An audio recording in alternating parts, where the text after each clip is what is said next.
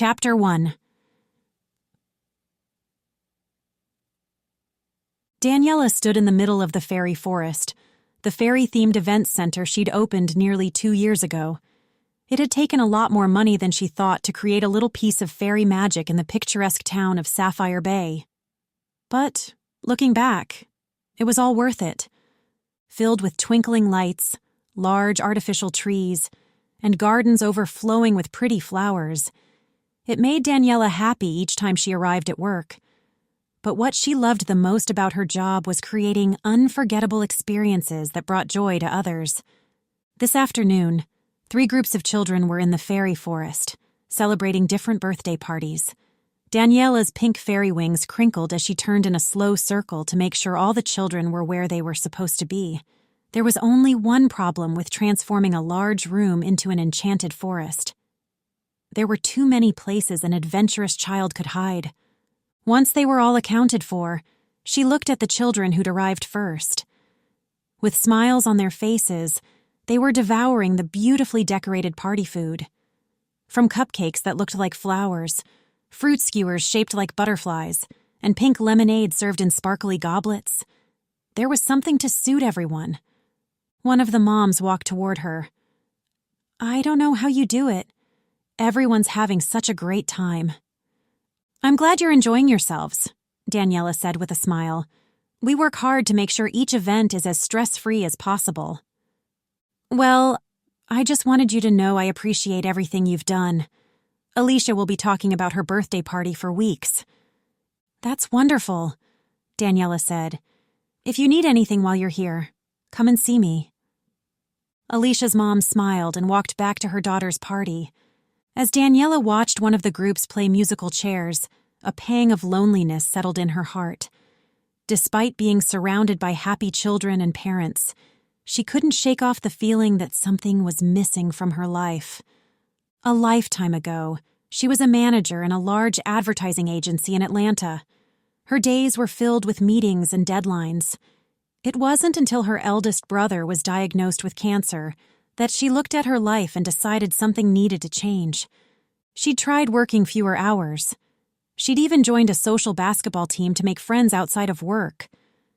But the after-hours meetings and late-night phone calls from clients had crept back into her life. A promise she'd made to her brother before he died had changed everything.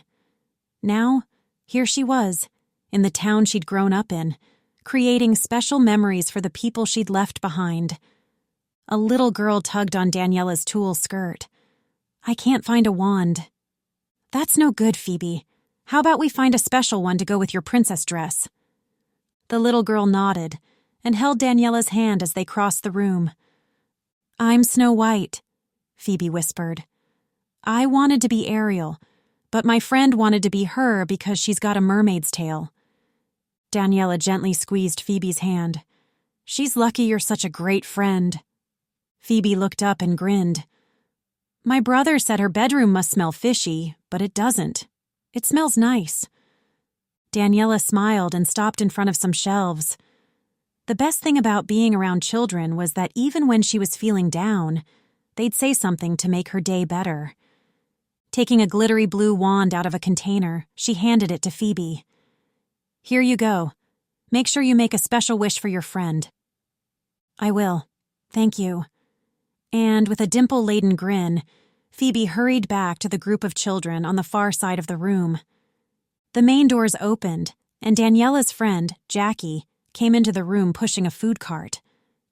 Daniela hurried across to her. "You didn't have to bring in the birthday cakes." "It's okay. I saw Megan in the foyer. She has to pick up Nora from the after-school program at the church, so I said I'd bring them in." She looked at the parties going on around them. "I wish I'd had a place like this when I was younger." "You don't have to be young to enjoy the fairy forest. Why don't you come here for your next birthday?" Jackie's eyes gleamed. "I might just do that. Aiden would look incredible in a pirate costume. I just popped in to see if you're still coming to dinner tonight." "I wouldn't miss it for the world. Are you sure you don't want me to bring anything?" "I've got everything we'll need." With a quick look at her watch, Jackie pushed the cart closer to Daniela. "I have to get back to work. Is 6 o'clock okay?" Perfect. With a wave to her friend, she wheeled the birthday cakes across to each party. As giggles and laughter filled the room, Daniela couldn't help but smile. This was where she belonged, surrounded by the fairy forest's magic, the children's joy, and the support of friends like Jackie.